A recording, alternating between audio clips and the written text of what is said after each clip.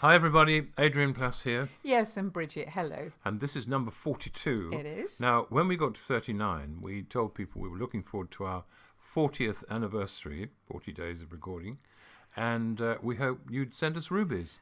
Well, we had one, which we mentioned the other day. That was a picture of ruby wax. Thank you for that.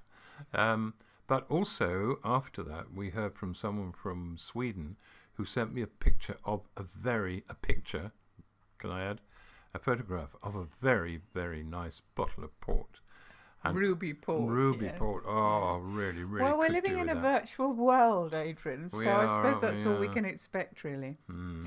Do you know, I really wish that some of you had been a fly on the wall this morning while we were having breakfast, because I glanced across at Adrian, and he always writes a list in the morning. And on his list were three things. The top of the list, it said toilet. Oh, This was followed by the word bank, which was followed by the words Holy Spirit. Come on, Adrian. well, That's a list that is slightly unusual. it's very simple. I was just planning a party later on. No, I wasn't. All right, if you want everybody in the world to know, the toilet seat had come undone, and that was my first. And I did that. I have done that. The second thing was something to do with the bank, which is very, very boring. And then there's something about the Holy Spirit, which I have to sort out later on. Well, once you've done the toilet once I've and done been the toilet's the priority, obviously. The Holy Spirit Oh, bit's dear. interesting, but I'm not going to talk about that at the moment. Well, I don't know about you, but I think Adrian and I are still processing what was said on Sunday evening. Some of it was clear, some of it was certainly not, some of it you might agree with, some of you not. One thing that struck me, I was trying to think, what is the nearest parallel to what Boris Johnson was saying? And I thought, I know what it is. It's after I have two hips that are not my own.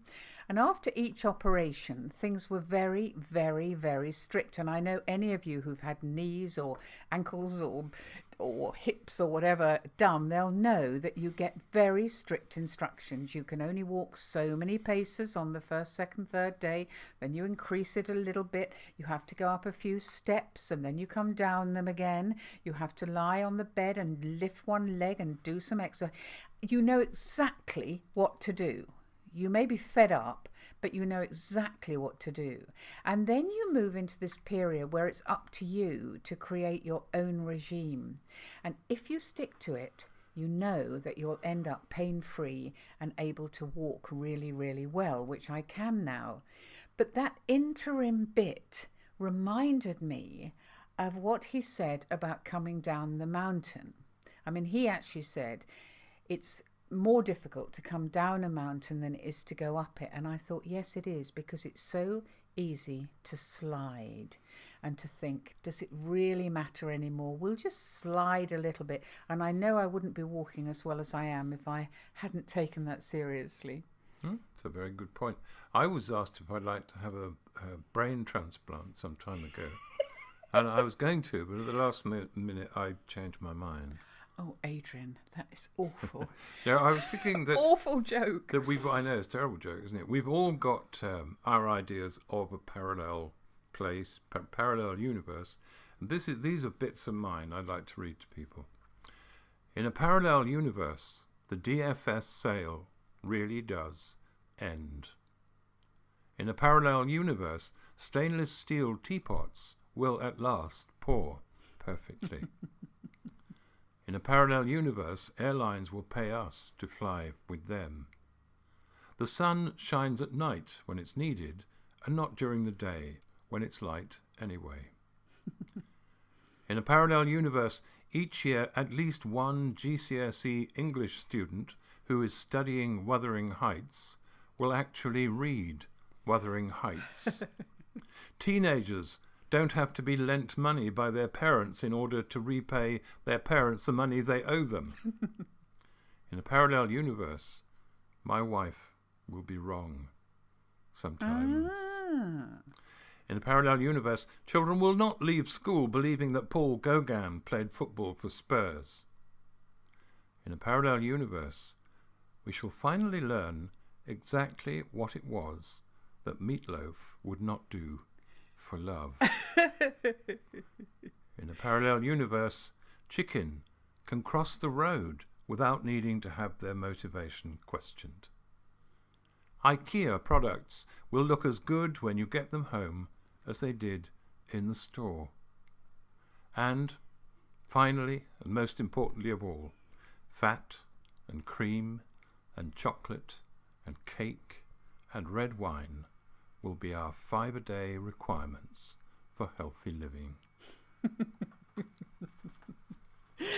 Wouldn't that be nice? Yeah, it would. This parallel universe thing resonates a little bit, doesn't it, at the moment? We're in a kind of time lock between the past, the familiar old past, some of which we didn't enjoy much, but we knew it, and the future, which is increasingly unknown.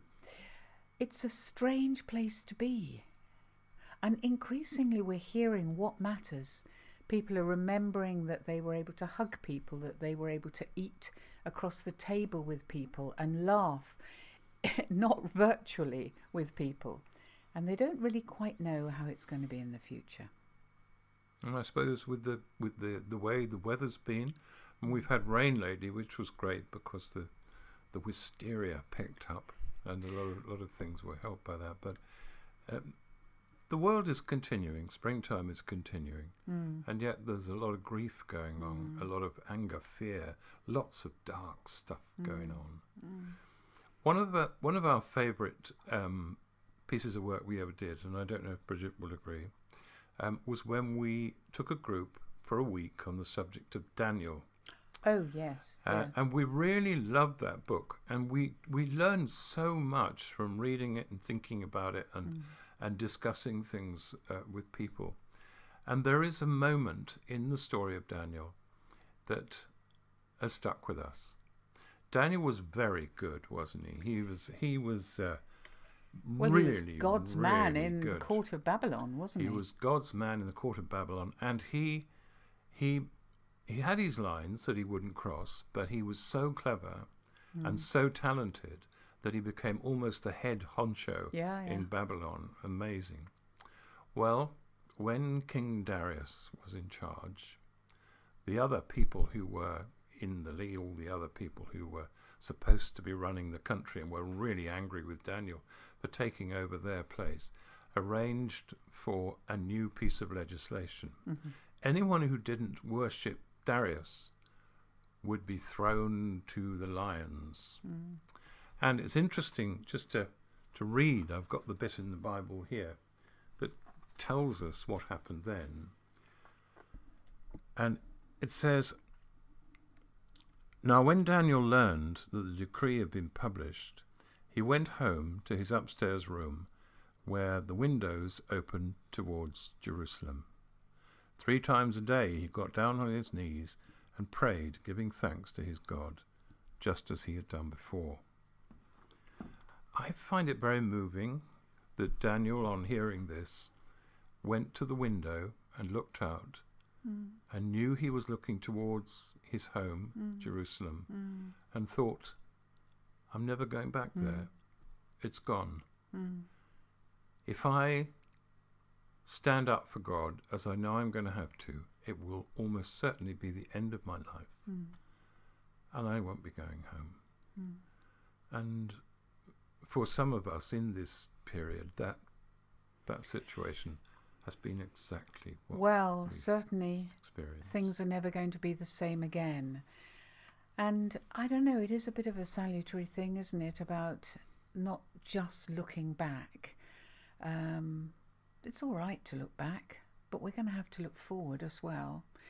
And it struck us that it's kind of okay because somebody's been there before us, somebody coming from somewhere that was home into a parallel universe with a very good reason for doing so. So, better say who these people are. Yes, where they are. Bridget plays God because I do. She has more experience in the role. Thank you, darling. And I'm Jesus. And of course it's purely imaginary, but it's quite interesting to conjecture. My dear son, I have a mission for you. Oh, okay, yeah, fire away.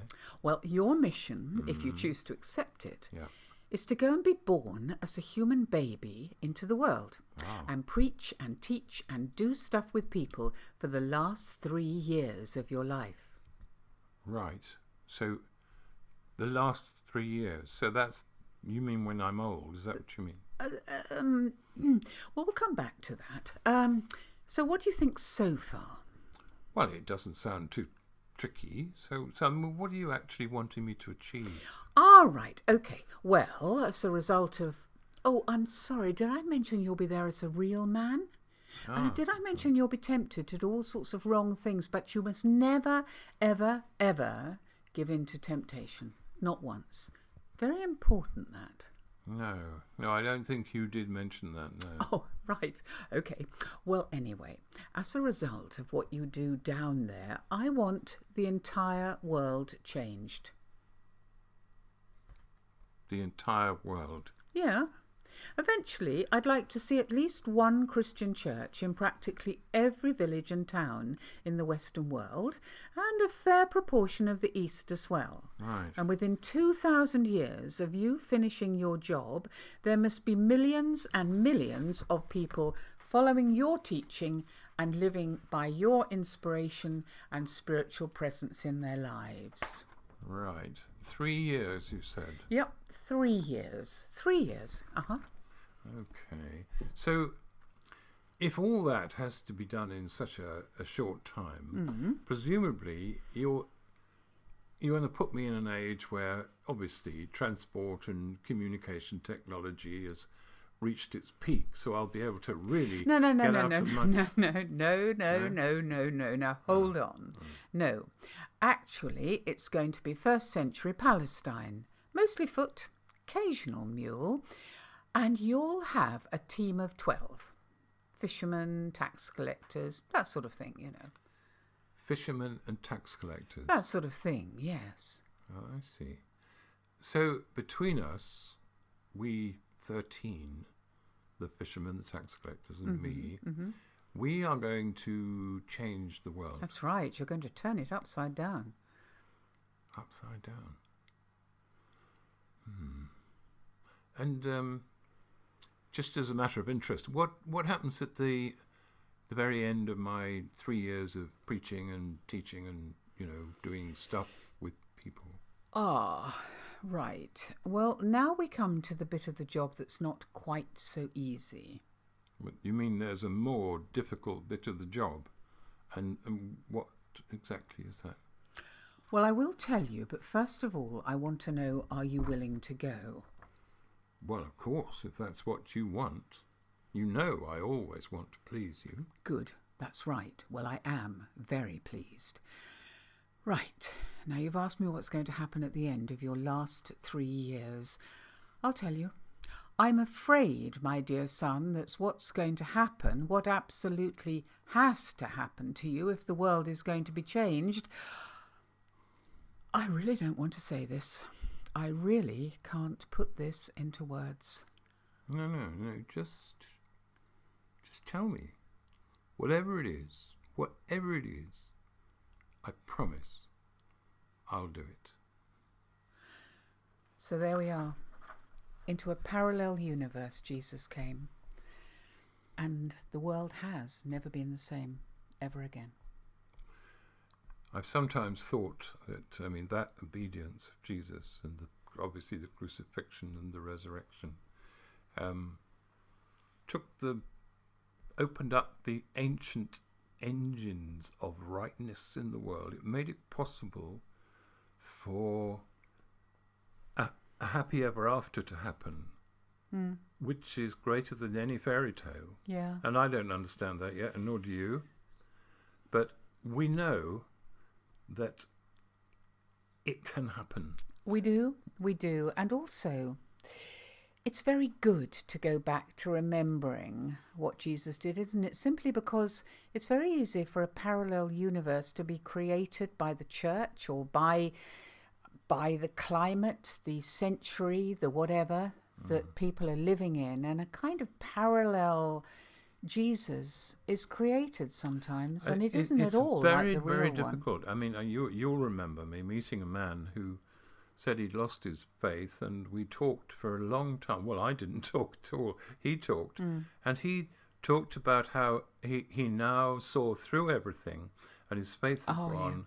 And then he moved into experiences with God he'd had, which warmed him up, and suddenly he hadn't lost his faith, and he hadn't lost his faith anyway. He'd lost everything except his faith, the paraphernalia, the stuff hanging on what we call Christianity. Yeah. It really does put a lot of people off, including those who are actually part of it. Yeah. And so long as we don't slide too fast coming down this mountain and zoom off into some other parallel universe of a type of Christianity, we may be safer than we've ever been. well, there's a thought. And one of my favourite literary heroes is G.K. Chesterton. And he said something which I think has been going around my head perpetually ever since I read it many, many years ago. If I can remember it, I think it went like this. There is a place apart, beyond the solar ray, where parallel straight lines can meet in an unofficial way. There is an unofficial quality to the working of God, and what it means is that 1 minute you have parallel lines, and next minute they've met. So we're looking forward to that. Absolutely. How will it happen? No idea. Bye-bye. Bye-bye. See you tomorrow.